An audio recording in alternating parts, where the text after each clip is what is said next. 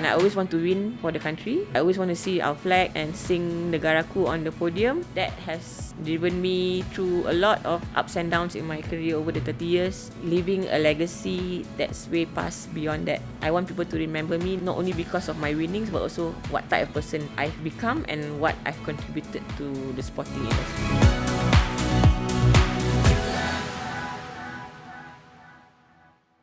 Okey, Assalamualaikum warahmatullahi wabarakatuh. Dalam edisi khas untuk Julang Podcast ini, saya bersama Haris Diol mengucapkan selamat Hari Raya Aidilfitri 1446 Hijrah.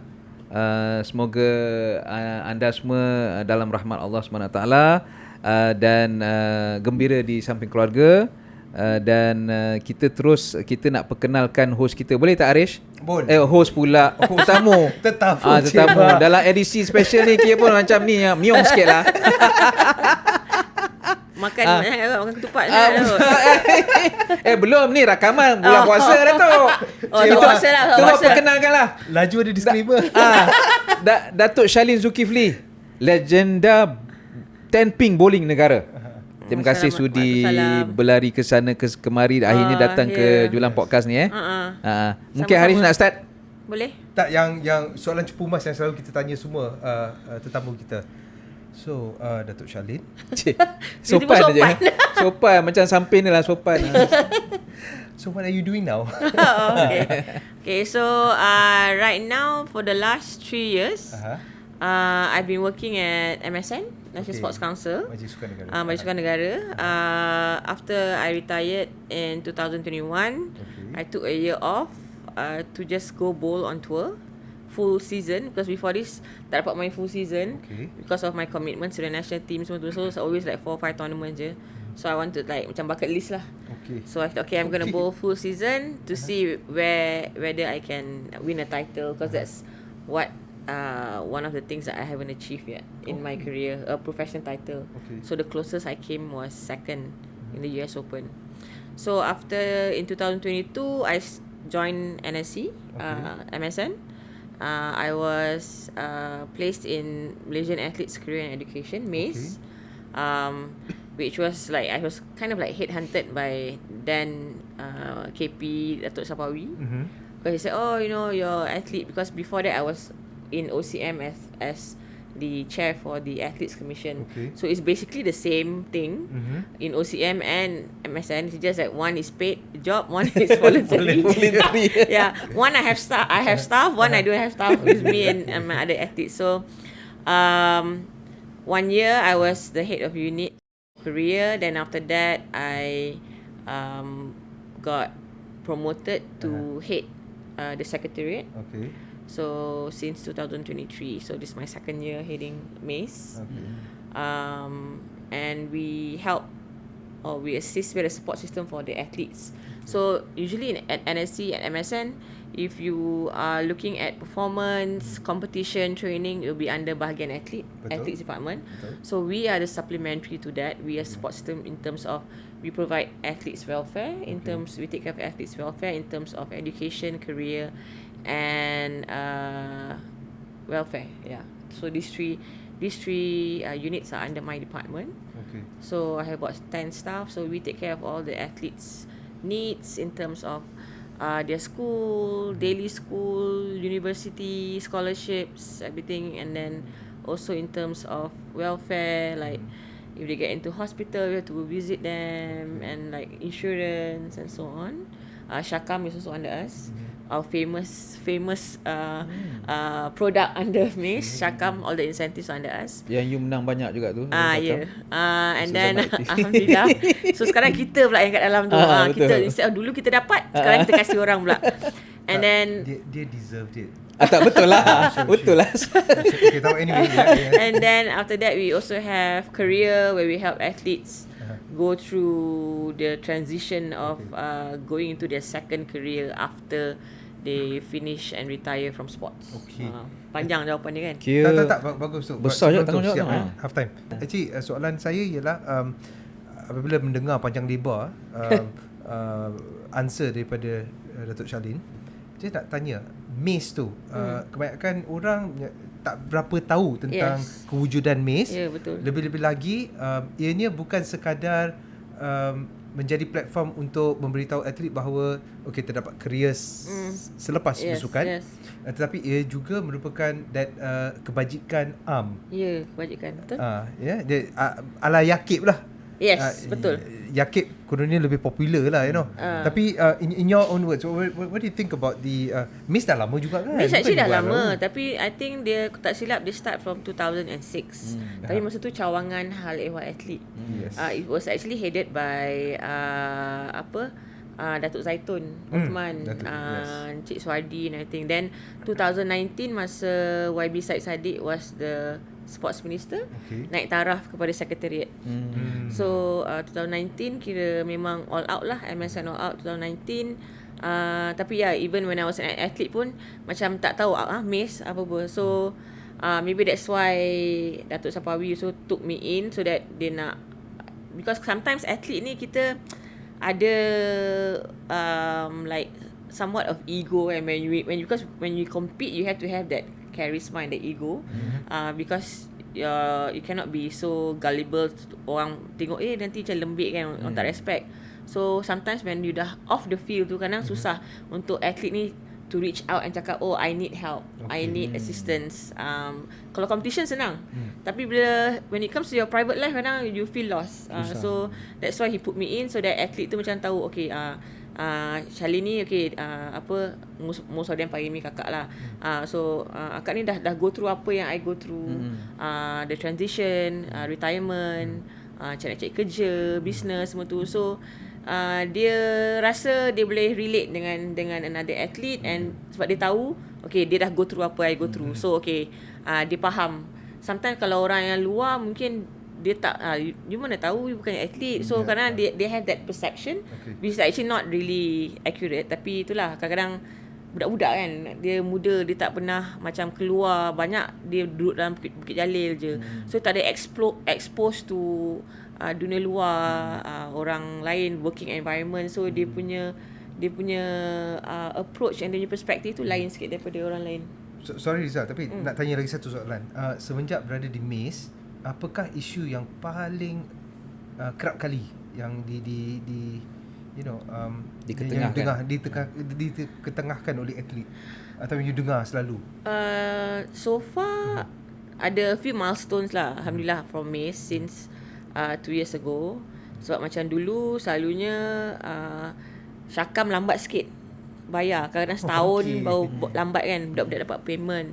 So alhamdulillah last year for Temasha, for open kejohanan individu susah sikit, because depending on the persatuan bila dia submit the paperwork lah. So for Temasha macam Asian Games and Olympics last year, we were able to pay cepat on that night itself. Yang diorang majlis Syakam tu, yang dia ambil mock check tu, the night itself masuk dalam bank account. Pasal ketua pengarah Haji Rashid dia orang finance. Jadi cepat dia perbetulkan tu. So that's good. Alhamdulillah we were able to make that improvement. And also dari segi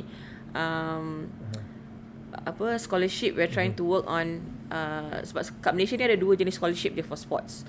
One is KBS scholarship, one is KPT scholarship.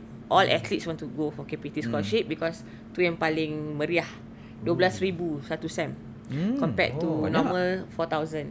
Because you get allowances for training, equipment. So and then tapi cuma 2 scholarship tu, cuma dia boleh yang apply untuk scholarship tu only current athletes. So a lot of athletes, sebab we have some athletes yang macam, contoh paling senang gymnast lah, they retire quite early. Betul. Kan, early 20s, but then they cannot, they are caught in between. Nak sambung belajar tak boleh, tak sebab dia dah bukan current athlete, dia dah bersara, tapi dia muda lagi, dia sambung belajar. Masa dia athlete, dia tak boleh nak sambung belajar kan. Sebab yalah, focus for training and everything. So kita bawa isu tu juga kepada YB Menteri kita, YB Hana. So alhamdulillah this year, beginning of this year, kita akan buat penambahbaikan lah kepada KBS itu untuk include ex-athletes and also coaches for to be able to apply for the KBS scholarship. That's a very realistic solution. Yes. Tapi apakah definisi atlet di mana, adakah mereka as long as they pakai jersey negara? Yes, as long as dia pernah wakil Malaysia, layak. Dia boleh Di layak. peringkat mana? Peringkat kejohanan dunia ke Untuk atau KBS, sukan C ke? Untuk KBS atau, scholarship dia more to MACE. Masa Masa. dia tak tertutup saja pada ni janji you pernah wakil Malaysia, whether you dalam 103 jenis sukan ke or what not pun boleh apply. Bergantung pada kelayakan dan sebetulnya. Cuma KPT punya scholarship dia lain sikit. Tu apa kriteria dia? KPT scholarship dia memang kena high performance lah. Dia ada 4 tier KPT scholarship. For daripada you wakil universiti ke wakil negeri, negara and so on. Yang paling tinggi is you international lah, antarabangsa. Bermakna MACE bantu atlet tu bukan saja isi borang permohonan tapi juga untuk fight or justify their application atau macam mana? Certain things macam kadang-kadang atlet tak tahu bila macam mana nak apply. So that one salah satu cara tu kita buat every year the last 4-5 years even before saya join, kita ada buat carnival pendidikan. So during the carnival pendidikan, the athlete can just tune in to all of MSN punya social media.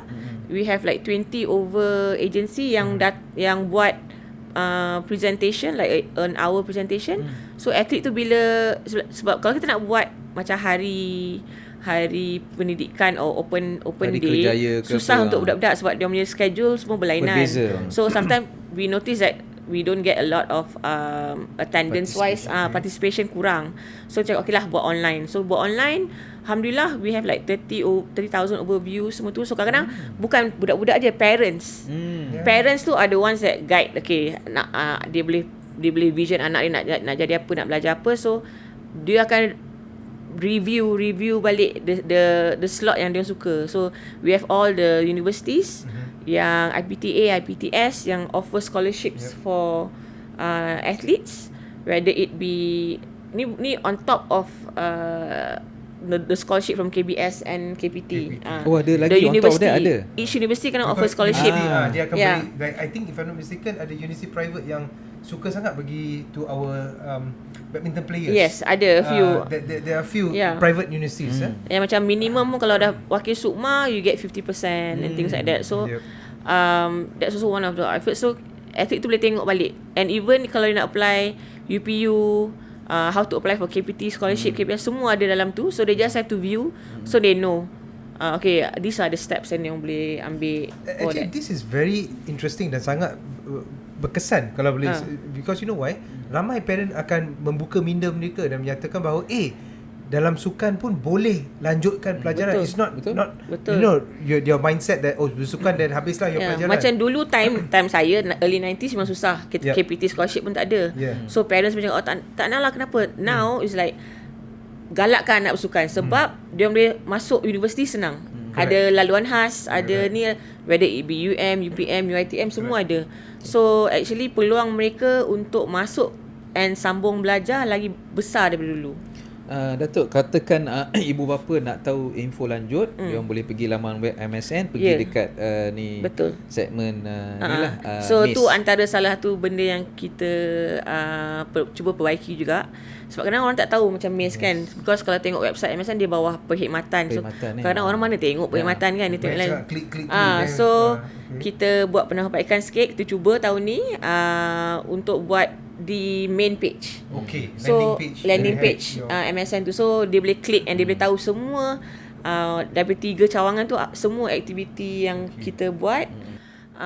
Di antara penambahbaikan lain yang kita buat ialah because before this kan banyak, if you go into the papers, read in the paper, banyak apa kerajaan tak jaga kebajikan atlet, atlet ni jual tisu and all those things. So antara salah satu penambahbaikan kita buat is kita wajibkan semua atlet kena go through at least tahun lepas 10 jam, tahun ni 6 jam credit of programs yang MACE buat.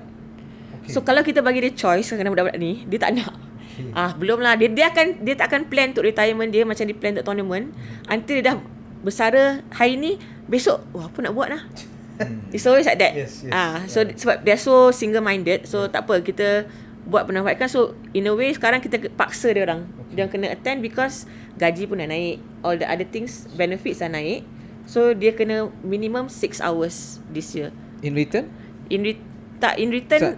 In return dia dapat apa? You say a course kan? A course maksudnya dia ada like dia daripada 6 jam tu dia boleh ambil any of the programs yang MACE host. Tawarkan. Whether it be regarding education, career atau welfare. So selepas dia dah duduk dah buat 6 jam, itu salah tu syarat kontrak dia.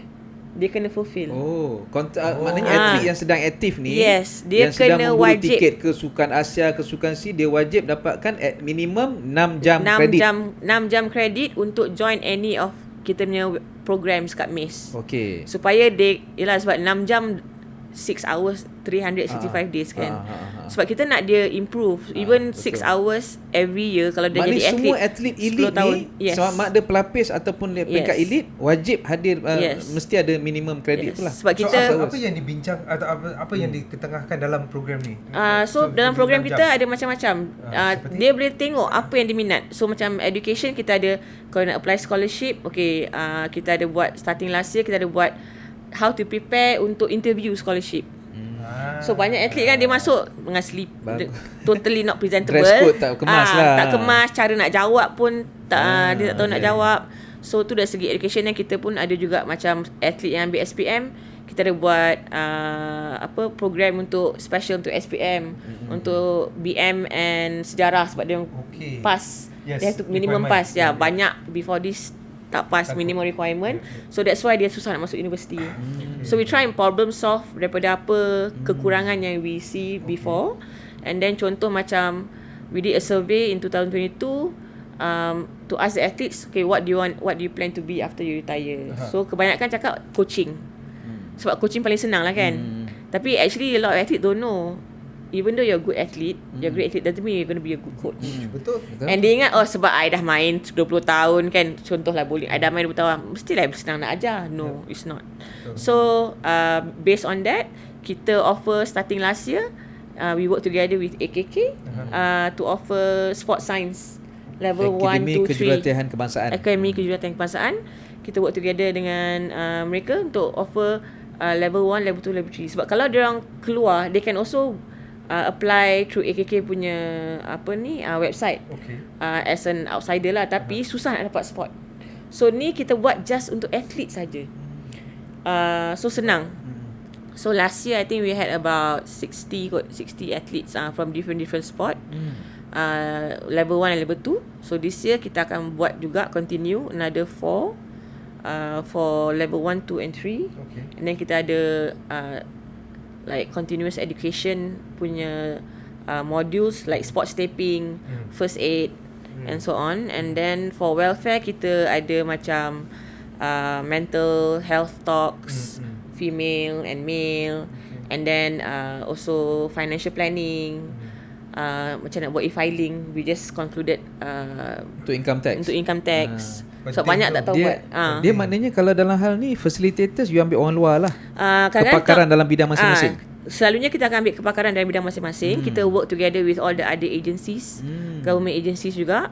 Macam this year kita ada buat survey beginning of this year. Banyak budak-budak cakap dia nak join short programs macam TVET, macam nak masak, nak fotografi, content marketing, content creation. So we are working together with IKBN to offer. Before that kita pernah buat dengan atlet para, massage, sports massage. So at least dia orang adalah nampak, probably we just give them an exposure first, short courses, maybe 1 day or so, and then kalau dia minat, then dia boleh continue lepas tu. Sebab kalau dia nak keluar, nak ambil sendiri, kadang-kadang susah. Datuk, antara cabaran bagi seorang atlet elite macam you, Datuk, adalah melakukan transisi daripada seorang atlet yang berjaya, yang glamour apa semua, bersara. Sebab itu kadang-kadang ramai atlet bertaraf legenda delay persaraan dia. Jadi macam mana MACE boleh bantu dalam hal ni, selain daripada perkara-perkara yang sebut tadi? So nak prepare dia orang mentally tu. So that's why actually dari observation kami, perhatian kami over the years, through all the articles yang keluar and speaking to athletes and me being an athlete myself, so kadang bila you athlete senior ni kadang susah untuk you because of sebab-sebab yang tadi, but then also because you dah berumur. So actually we started last 2 years, try and educate atlet pelapis. So that they are exposed to more programs macam ni, so that by the time dia jadi atlet senior, dia dah tahu dah planning ni. Tapi untuk atlet yang senior ni, usually lepas dia bersara tu, dia akan, atau sebelum dia bersara, atau lepas JKK kan, lepas JKK you dah tahu whether you are in the program not, then kita akan bantulah reach out to them. You nak berniaga ke? Kau nak berniaga macam 2 tahun lepas, 2022 kita ada kerjasama dengan InScan. So dia orang dapat grant, and they went through 4 months of training of how to buat paperwork, and ada mentor untuk jaga dia orang, semua tu lah.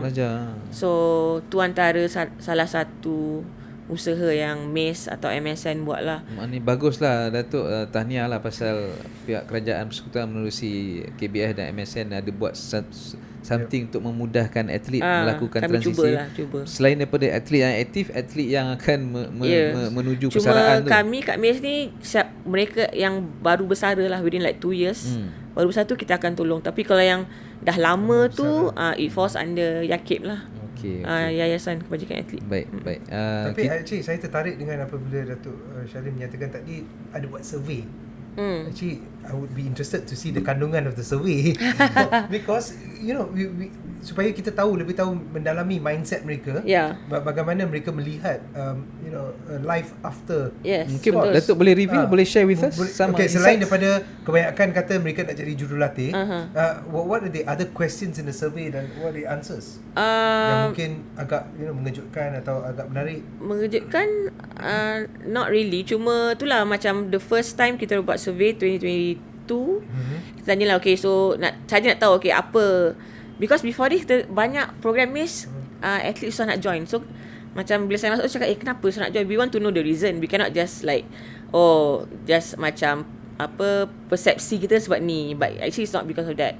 So bila tanya tu dia cakap coaching and so on, because kebanyakan one of the things yang kita lihat daripada 2022 punya survey is dia punya mindset is just one way, coaching aja. So kita cakap kenapa coaching? Actually dalam sukan ni macam-macam you boleh buat.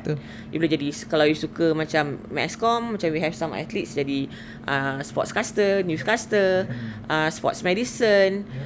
It depends on what your passion is. So kita nak buka minda dia. So untuk tahu sebenarnya in your second chapter ni you boleh jadi apa-apa you nak. Tengok, jangan limit your occupation just jadi coach je. Sebab senang. Sebab tu 80% of athlete, that's one 80% of athlete ingat coaching je option dia, which is not. So kita buka lah minat orang. So kita panggil, even kita ada carnival kerjaya juga, kita panggil. Kalau nak jadi hairdresser pun boleh, kalau nak jadi stylist pun boleh. So kita try and contact dengan agency or ada companies yang boleh bantu mereka, give them the right training and exposure for them to see if occupation tu is what they want to do. And then contoh yang the last one we did this year, menarik juga lah, kita tanyalah juga antara kenapa you tak nak join, you tak minat ke or what not ke. Cakap tak, sebenarnya because sekarang clash dengan training and things like that. So we actually made adjustments to their schedule, and then to what they want. Macam tadi I said yang dia nak TVET, nak short courses untuk dia diberi pendedahan yang permulaan untuk mereka tengok apa minat mereka, and then adalah tanya whether they have insurance, health insurance on their own and so on like that. Kebanyakan tak ada. So itu pun salah satu I think financial literacy is a big problem kan. Yes, financial literacy is a big problem. Apabila bercakap dengan ramai juga atlet-atlet, terutamanya atlet-atlet muda, mereka agak clueless when it comes to atlet yang dah senior pun yes. Sebab contohlah macam dapat syakam, ambil 100,000 and what not. kalau muda enjoy lah dulu kan. Nanti bila dah tua baru fikir duit tu. So kita try bagi pendahan. Sebab tu kita macam panggil ada program yang AKPK.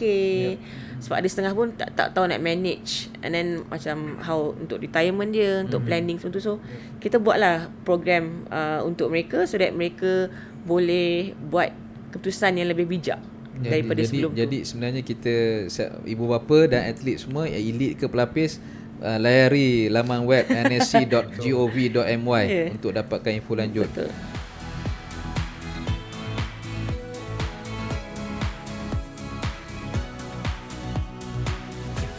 Jadi sekarang ni kita beralih pula kepada Datuk Shalin ni, bersih. Kenapa bowling? Kenapa bowling? Dalam semua sukan. Kenapa bowling? Kenapa tidak bowling? Kena jawab, sorry. Okay, sebab masa tu actually saya ada perbincangan dengan arwah ayah saya lah masa tu, masa saya dah jenam. So sebab masa sekolah memang saya minat sukan. Semua sukan pun saya join, walaupun taklah bagus, tapi saya join semua sukan. Misalnya? Pendedahan, netball, volleyball, shot put, chess, badminton, variety macam-macam, semua saya join. Wakil sekolah atau macam mana? Ada yang wakil sekolah. Sekolah Sekolah rendah Datuk Abu Bakar 2 and sekolah menengah perempuan Bandaraya, belakang Times Square. At that sekolah time, rendah kat mana? Sekolah rendah Datuk Abu Bakar 2 sebelah je. Sebelah je. Okay. So the heart of town. yes, in the heart Pudu. So my school at that time dia famous sebab netball. Kita punya sekolah famous dengan netball lah. KL netball. So I played netball for school for like 3 years. Lepas tu masuk sekolah menengah. Then I played other sports. Tapi sekolah kita tak ada padang lah, sebab tu tak main sukan-sukan yang padang. So when I had discussion with my dad, dia tengok masa tu tak ada sekolah sukan. SLPJ semua tak wujud lagi. So dia cakap, okay, so I see you like sports. I said yes. So do you want to pursue it further? I cakap yeah.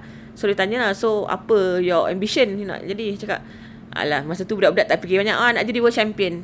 So you sure? Dia cakap yeah. So dia cakap, okay, let's see what sport, kalau nak jadi world champion, what sport yang boleh let you achieve that. So we sat down and then fikirlah. Then cakap, nak join athletics, tak boleh vertically challenge kan. So jadi kau macam saya lah. Okay. So faham-faham je lah. So lepas tu shot put boleh lah. Lepas tu nak join yang lain, badminton okay, but then my reaction time is a bit slower compared to. So I'm better at me making the movement than me reacting to the movement. Tapi time tu tak adalah talent ID, sendiri buat lah. So maknanya you and your late dad discuss pasal reaction time ni apa semua betul? Yalah, because dia tengok, because dia engineer so by training and by dia punya otak tu memang lain sikit lah. Mathematical approach. So discuss kan, cakap, okay, maybe close skill sport lah kot. That then at that time bowling was one of the sport, tapi tak famous lagi lah. So cakap, maybe lah just try. And then actually I watch them bowl. They bowl first.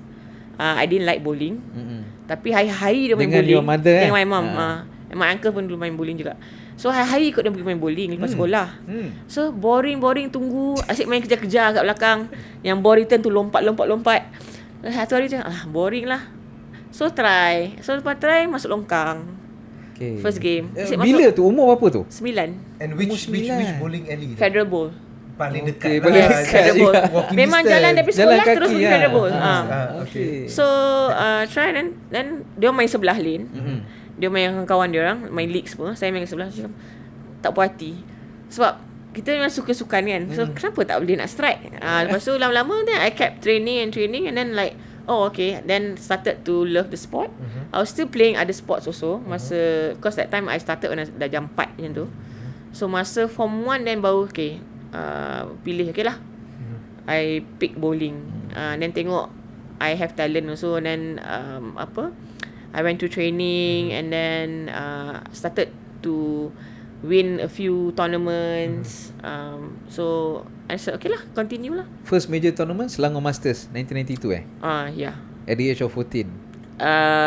Tak, I think slightly younger kot Slightly than younger. that. Because pasal 14 muka berita harian, muka belakang story dia. Yang cover tu ni Riza Hashim. and then 1992. plus Gambar you pegang bola bowling. Ingat tak? yang apa Sukma semua pun when I was 14. Sukma di Johor Johor, yes, when I was 14, okay, my yes. first Sukma, Masa tu first ingat. and only Sukma. Lepas tu dah tak boleh tak boleh, national athletes cannot in bowling lah, cannot compete in Sukma. So then I saw I got better, and then I just love the sport and love the game. Start with me until now lah. Tapi you grew up in a apa orang kata era di mana orang label bowling dulu sebagai parlour game. Dia sama punya stigma yang snooker dapat. Yes. So smoky, isap rokok, minum, arak semua. That time bowling macam tu. Federal pun sama ke? Ya. Dulu orang tua-tua datang main betting semua. Lepas tu then Masa totally tu change. rokok pula boleh, tak dilarang. At the time. Berabuk. Then now totally changed. No smoking, no alcohol, no nothing. It's like a legit sport now. Only that it's not in the Olympics. Sekarang high performance. Tapi namun I must say this out loud. Walaupun the setting was like that, ibu bapa saya menggalakkan pergi ke. So it's like it's not the setting. The setting didn't shape her.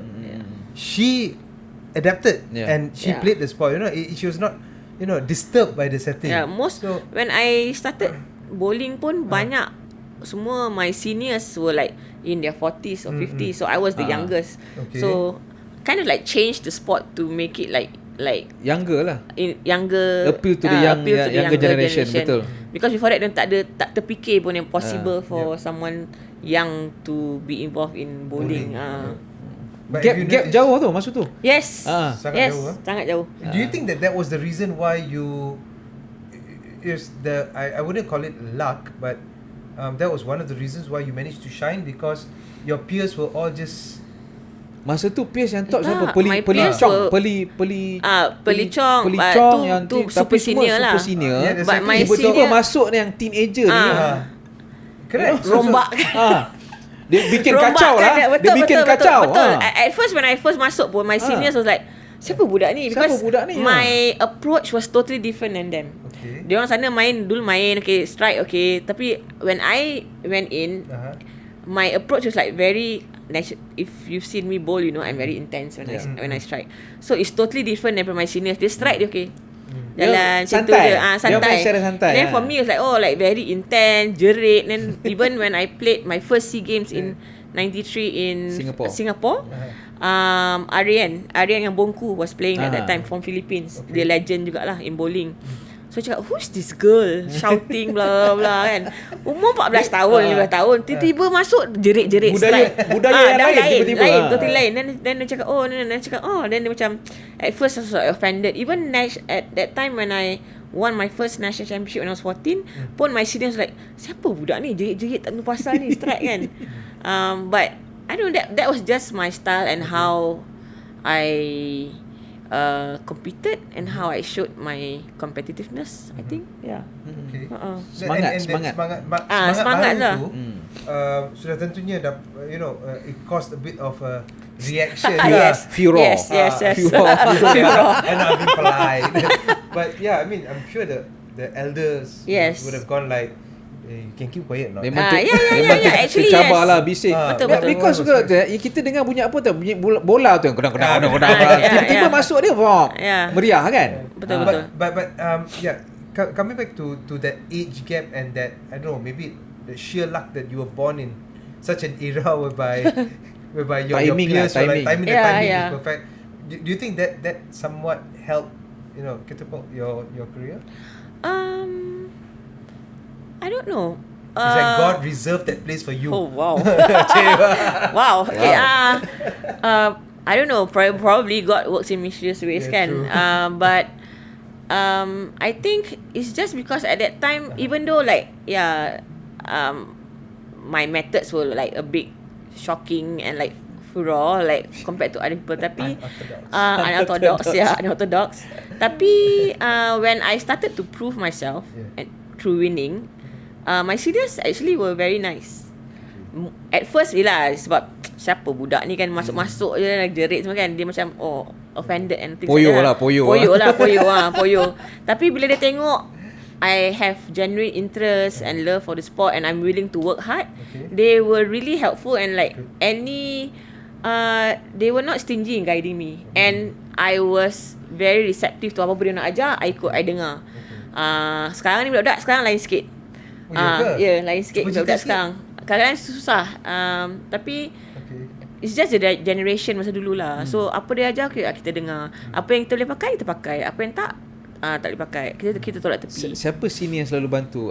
Lisa Kwan, Lida Kwa, siapa lagi masa tu? Banyak macam Karen Lian, Shirley Chow, Peli Chong. At that time dia dah nak towards the end tu dah nak bersara dah. So macam cakap lah, kadang cakap dengan diorang, dan diorang pun ajar, tak, patut you kena buat macam ni. So dengar, I absorb whatever people teach me, I just absorb and pakai mana yang boleh, yang tak boleh kita tak sesuai yang kita tak pakai. Kebetulan pula you Gen X, jadi memang zaman kepatuhan yang amat tinggi masa tu berbanding dengan Gen Z dan Gen Alpha sekarang ni yang consume by tapi ada juga dia tunggu orang troll tu. Ada juga yang rebellious moments, tapi kita macam still kita dengar dulu, then baru kita decide. Sekarang ni kan dia tak dengar, dia decide, dia ada preconceived idea first before hearing. So dia lain sikit lah, dia ada prasangka. Betul. It's the entitled mentality. But anyway, moving on. But more importantly, when you were in school, kalau kena troll, you kena troll lah. No, in school, how did your classmate, because you know your classmates at that time react? Yeah, I mean it's like, you know, you're like, we have a juara kebangsaan apa semua. Some of them don't really know sport, so it was still the same. But I had like two of my best friends. Cikgu selalu panggil kita 3 Stooges lah, me and the 2 Michelles. Two Michelle. Nama so happen dua-dua pun nama Michelle. So actually susah masa I was schooling, is quite difficult for me because tak ada sekolah sukan. Cikgu cakap, apa dia ni selalu tak ada sekolah je ni. So even actually masa form 5 tu, at that time my head mistress pun panggil masuk office, dia challenge me lah. Dia cakap, you know, because some subjects I was really good at and some I tak bagus lah. So she's like, you better make sure you pass, if not I'm gonna announce your name and your result in the assembly.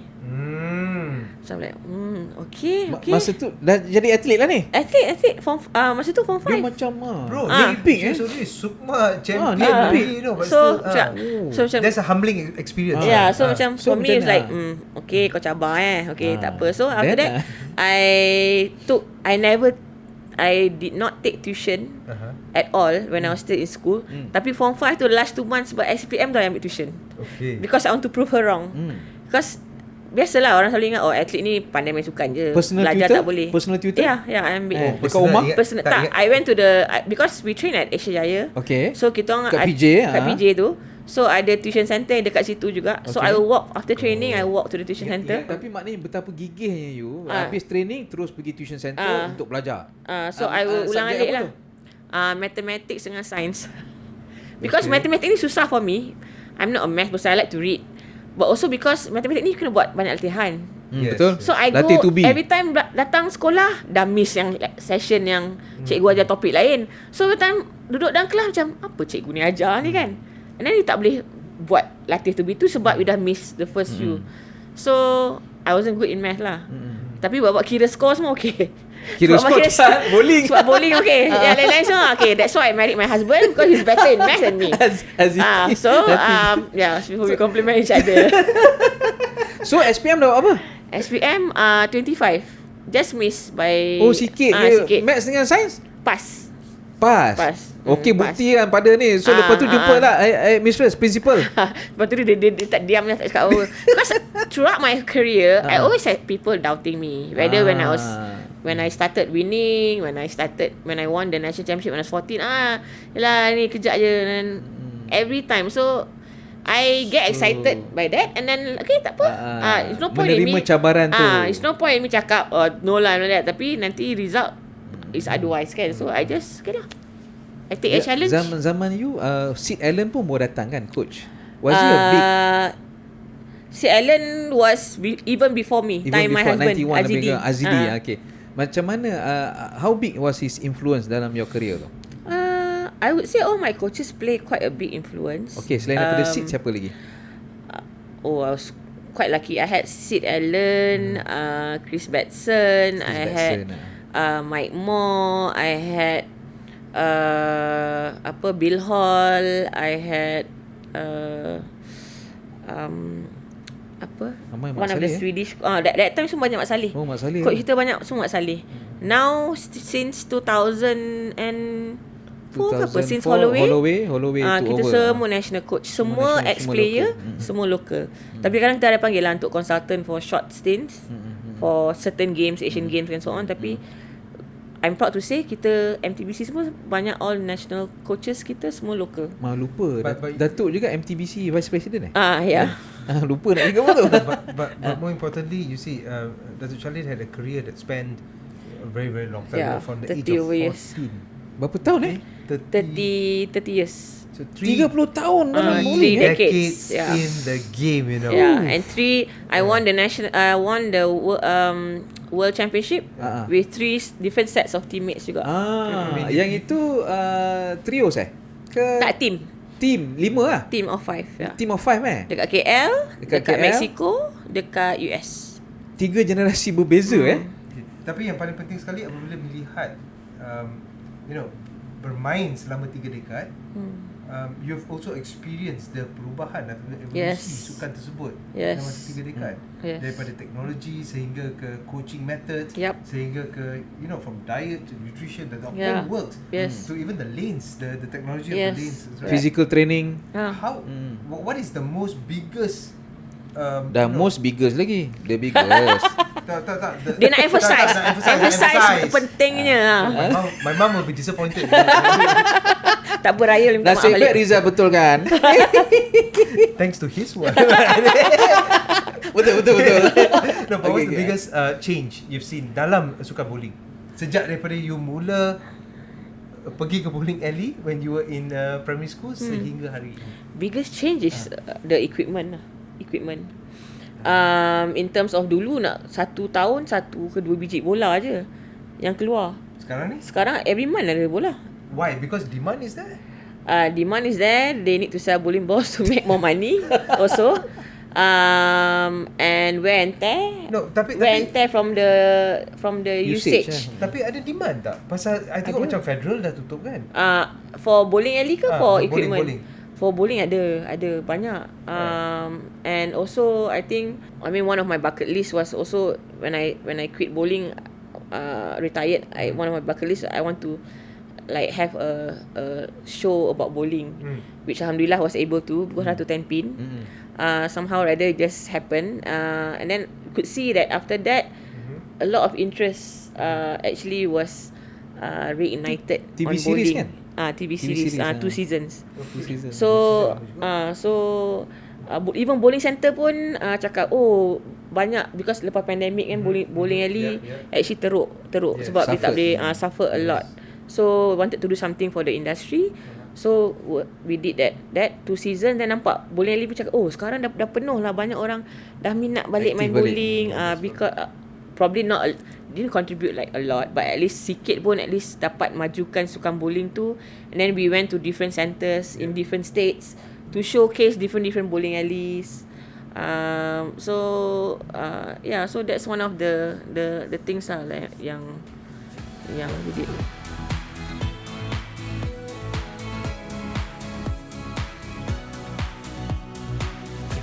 Datuk, berapa medal semua yang dapat Boleh you ingat tak koleksi medal you? 3 dekad bro. 3 dekad. Sukan C, yang dalam sukan collection Asia, total wins about more than 100 something lah. So more than simpan 100. Simpan kat mana? So tu dah dalam kotak. Tak display pun setengah. Tak, sebab sibuk sangat main. Ni dah ni bersara ni baru potong newspaper clipping. Simpan dalam clipping dulu simpan dalam surat khabar bentuk ni ke apa? Dia sometimes sibuk. I just keep it aside. Keep it aside. So now I have time again. I have time kat Lepas tu foto, digitize. letak dalam scrapbook. Kotak kasut. Scrapbook. So like medals, I've won I think about 40 plus medals, juniors until senior, overall. Asian youth, semua tu lah, World Youth and so on. Asian Games I've won 4 golds, and then SEA Games 20, World Championships 5, and then open tournaments and others lah. Ada World Youth, World Juniors, World Youth macam sama, World Youth, Asian Youth, and World Team Cup and so on lah. And your most valuable medal di rumah? I think all of my medals are valuable because all have different backstory. Obviously the first tournament I won the national championships when I was 14, because I was the underdog, and then I played like for 3 days, different category, and then I had very bad injury because I bowled in like dulu final 12 game. So I played youth, I played graded, and I played open. So I played like 30 over games over 3 days. So tangan semua koyak, rabak, berdarah semua. Masuk swing bola pun kadang pump darah keluar. But then I had to do it jugalah. So I dengan tangan koyak-koyak semua, fingers semua koyak semua, menang national championships. And then probably my first Asian Games gold when I was 14, Hiroshima. Underdog again. And then Hiroshima also, 14, you dah 16 masa tu? 16. Sorry, see, that's why I need my husband. Your husband for 2 years. Your husband Azudi So 16, yes, correct. Me and yang sailor tu. Kita on the Ryan Tan. Yang youngest to win lah at masa 16, tu. Charlene was winning medals at Asian Games level. No, because at 16, Rizal was still undecided what to do with his life. Sibuk main bola je. No, I was very now people ask me during interviews kan, okay, what made you so lucky to be able to win at an early age? I said I also don't know, because somehow or rather, I don't know the way my parents brought me up or me myself, I was always very motivated. Masa tu pun tak ada fikir macam lain. Bowling sekolah, macam like I said I want to become world champion, I'll do whatever it takes to get there. So macam tak ada pun macam I'm too young, blah blah blah. So my dad always said, no, it's okay, you can be the youngest. Then once I contoh macam national championship, once I've won one, okay, win again. Set record, always break records and be the first in everything, because you're young, so you can do that. So okay, now I accept the challenge, so I ikut je lah, buat je lah semua. Because your parents boleh think strategically for you. Yeah, they never set limits to me. Okay, what you want to do? Okay, we try and go for it. If tak boleh, then tak apa. And then bila you menang your first world title tu, team event tu, what did your father say masa tu? Tercapai lah cita-cita masa tu? I think my father dia macam jenis kontrol macho. Dia macam tak cakap banyak. That's why kalau tengok arwah my dad pun dia kelakar. Dia ni, tapi dia macam very serious juga. Dia affection tu tak sangat lah. Tapi I know he loves me, and I hope that he will I make him proud. I'm sure you have. Yeah, hopefully lah, definitely. So alamak sebab okay. So I don't know where at one moment in time that he was proud of me, but I think the last one that he saw me play was SEA Games in KL, 2017. He was still alive then.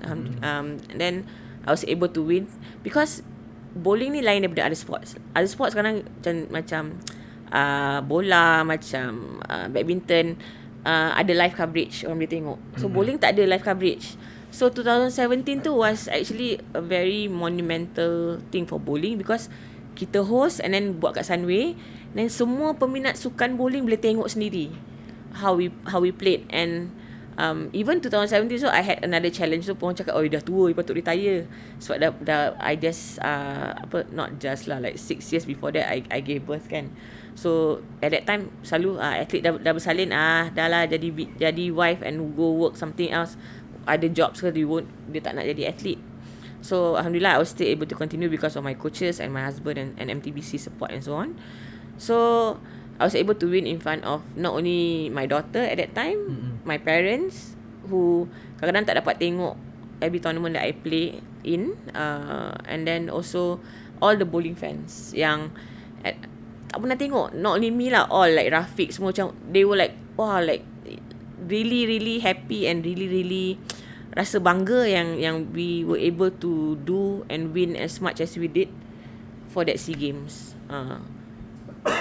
Yeah, so I think that's one of the proudest moments I have lah, especially the Masters lah. Yang Masters tu I think was kind of hard for any other event to top that, because that was like the last, because I knew lah, for me after I reach a certain age, I always like renew my vows to bowling, like okay, can I still be at the peak or not, because I don't want to still hang on if I'm not at my best. I don't want to just be there and just collect the check every month just to be in the team because it's the safest thing to do. That's not me. I think you can see from my results and those things. So I was like, okay, so that I take every tournament. I think when I was like, after I gave birth, I was like, okay, as my last tournament. So I don't know whether there will be a next SEA Games. So I gave everything. I gave like 200% masa tu. Because lagi-lagi early on in the year, I had injury, my wrist injury and my foot injury, so I had to like stop for a month. So doktor cakap, berapa lama nak main bowling ni? Special cakap I don't know. Cakap, you need to rest your wrist and everything, otherwise nanti susah you when you retire. Tak apa doktor, ni SEA Games at the end. Okay, tak apa, okay. And then because that day was the last event, and then we had to win as many medals as we can, because nak jadi overall champion, merdeka lagi kan, semua semangat semua datang. And then for that event Masters tu, we had to bowl like from morning because they nak shorten the schedule. Usually it's 2 days. So kita main 16 game that day. 8 and 8, and we had 1 hour break in between to makan lunch. Wow.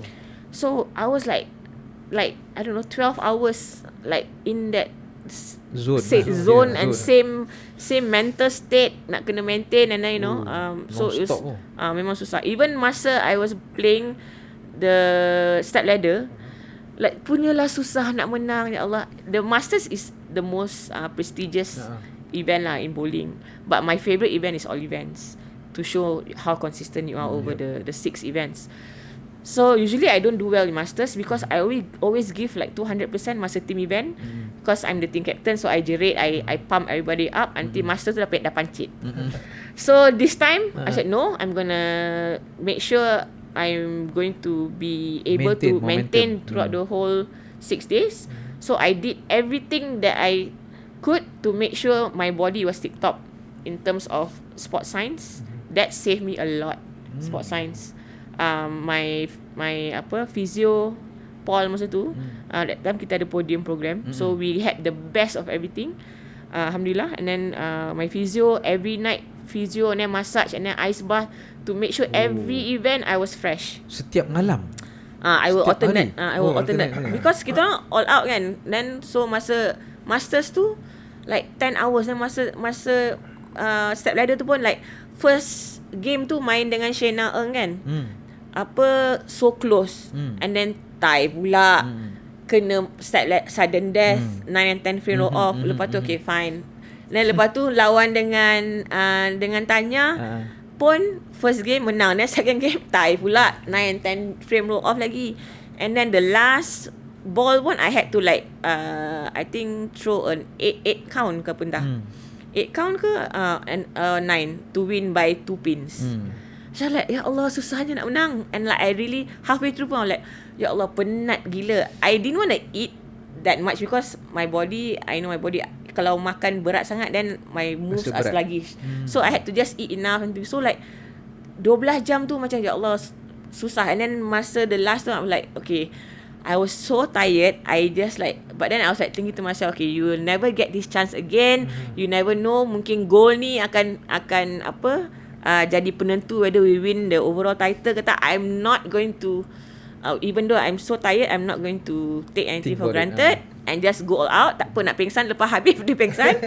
Just go all out, which I did.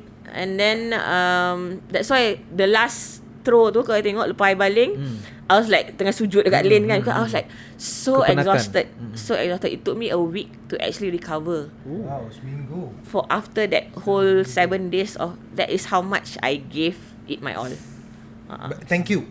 If no one has said that, we at Jurulatih would like to say thank you. You're welcome. Kerajaan pun dah thank you Actually. by giving Syakam. So Tak. We are expressing Tak, it genuinely. Genuinely on behalf of Julang. But actually one of the nicest things that actually I rewarded myself lepas habis tu, pergi makan nasi daun pisang.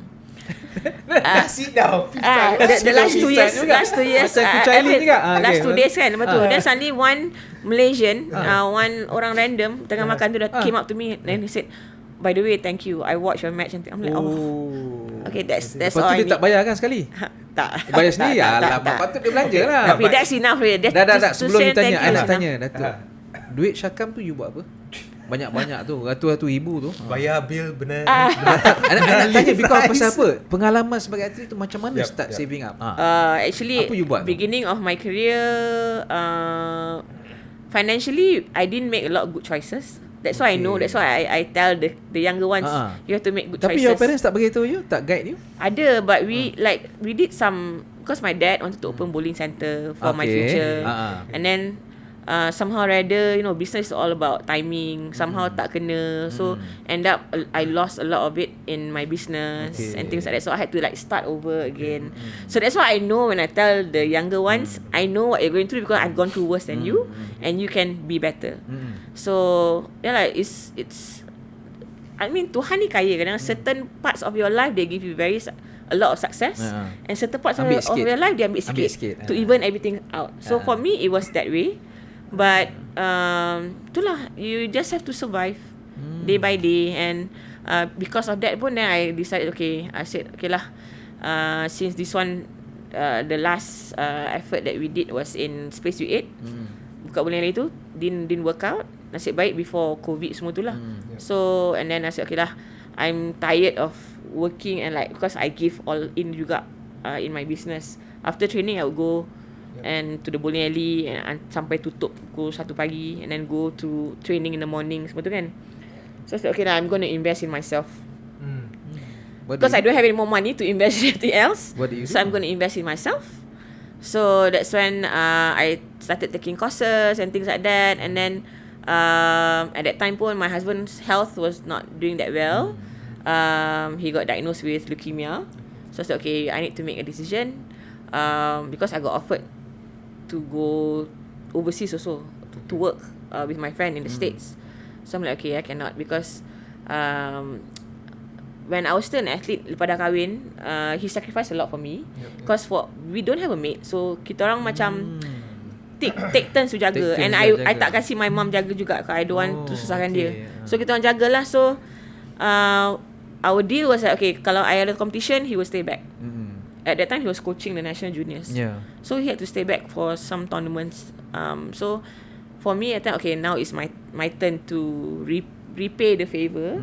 So okay lah, I took the job. And then that time pun Datuk Hepawi pun offered me to work at MACE. So I'm like okay lah. So sementara tu. So yalah, Azdi Amran mungkin Gen Z ramai tak kenal, adalah senior atlet.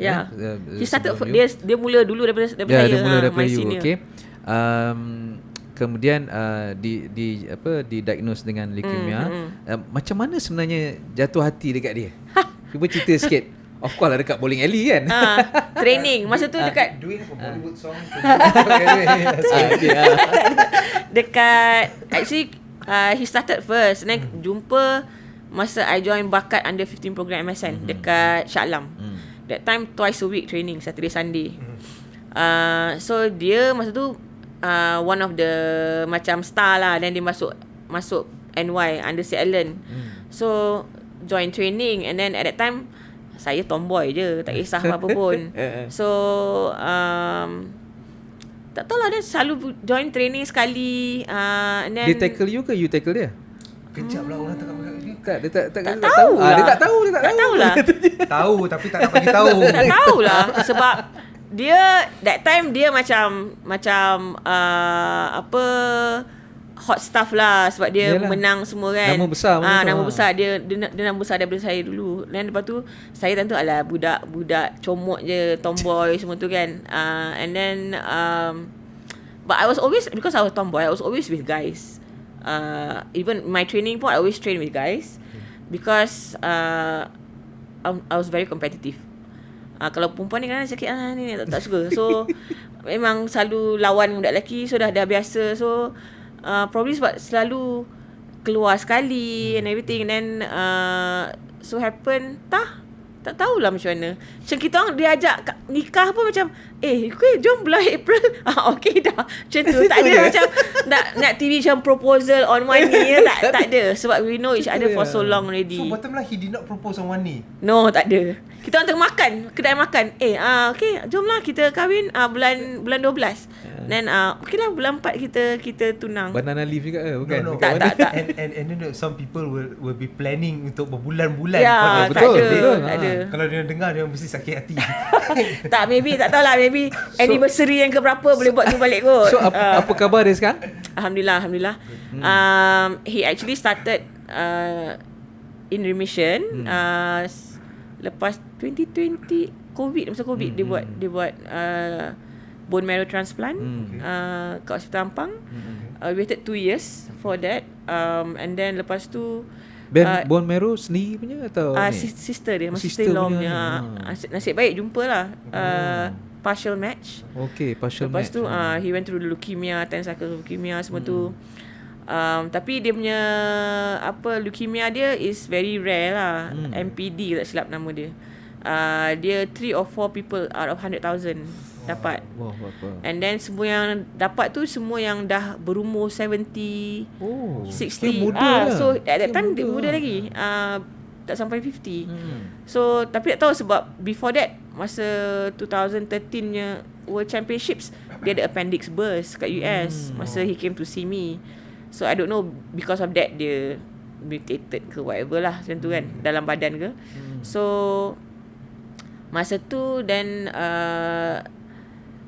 we actually like were banyak orang cakap macam expect dia macam very down semua tu kan, because my mother-in-law pun was quite hard for her lah masa we got to know that, because dia macam one of dia punya symptoms sakit kepala.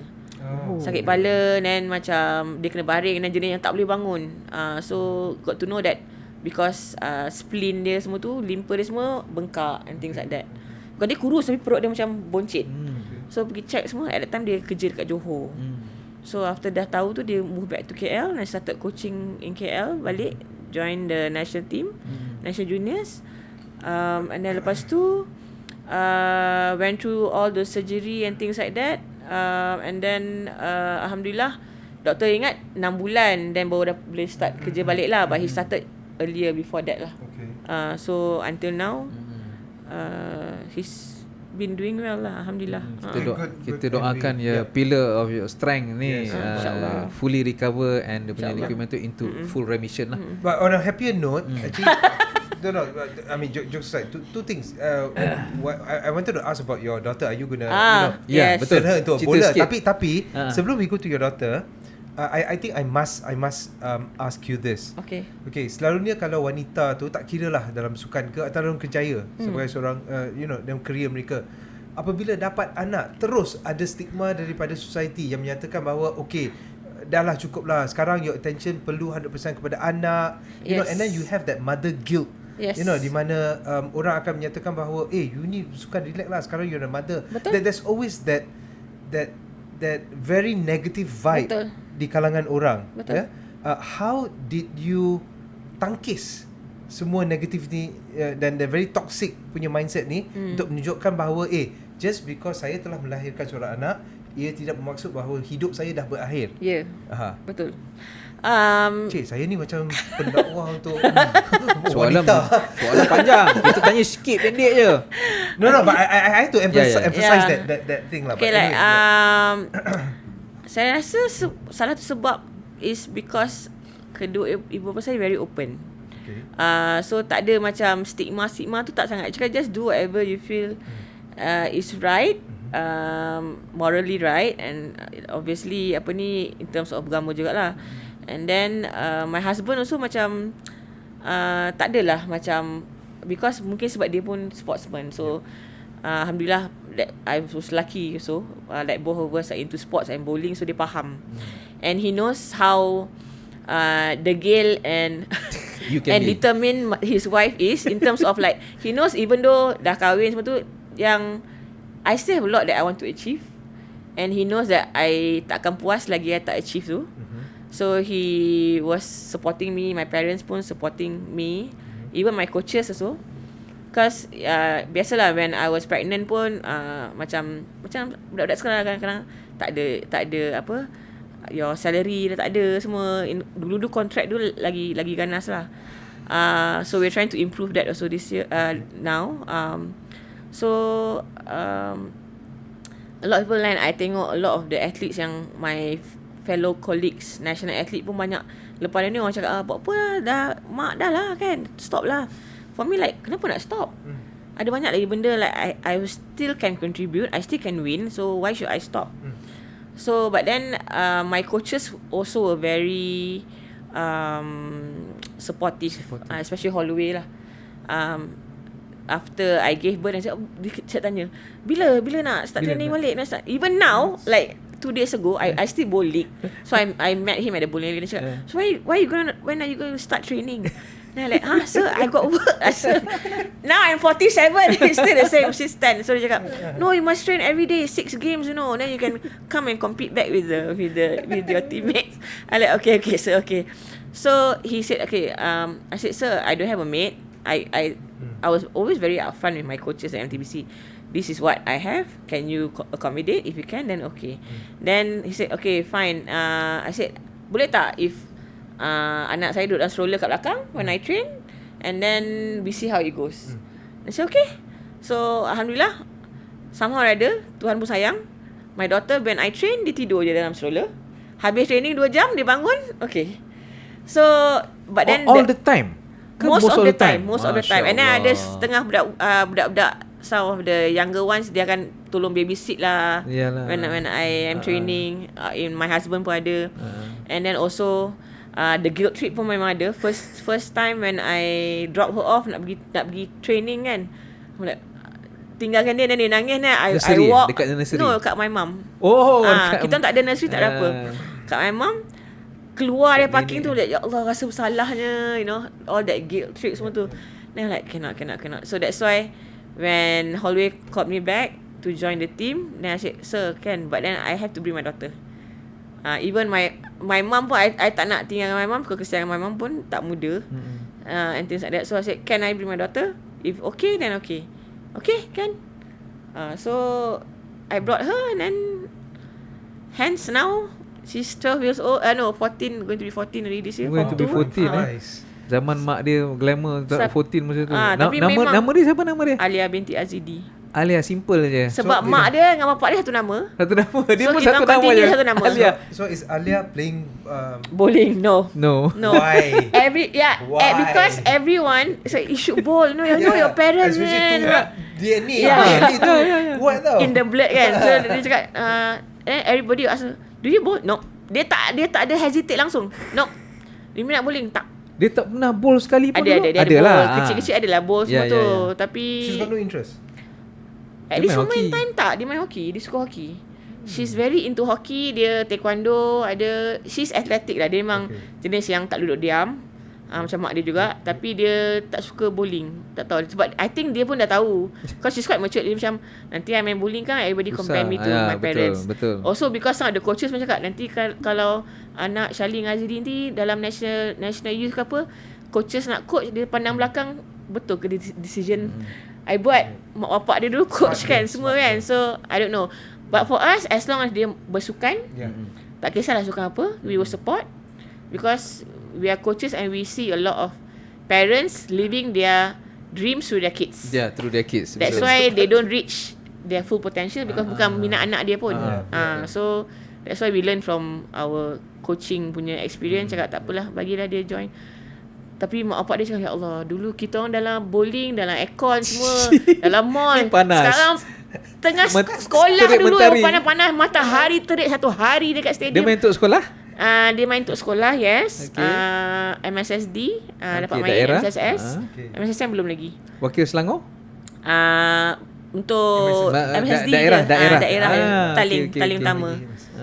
Slowly lah, because I want her to have a solid basic. Then first, then kalau dia deserve to be in, then kita orang support je lah. Mungkin kata-kata penutup daripada Datuk Shalin, dan mungkin pesanan kepada mereka yang berminat nak jadi atlet atau world champion one day. Okay. Pesanan penutup pesanan penaja. Okay, for me is first lah, kalau kita nak buat apa-apa pun, doesn't mean if like sports or whatever, first kita kena find our passion. Especially in sports, kalau you tak passionate, you nak sport tu sebab nak glamour ke apa ke, you won't last long. I think that's proven from previous athletes and all those things pun. Passion will get you places, sebab you end up sacrificing, kena berkorban lebih daripada apa yang you dapat.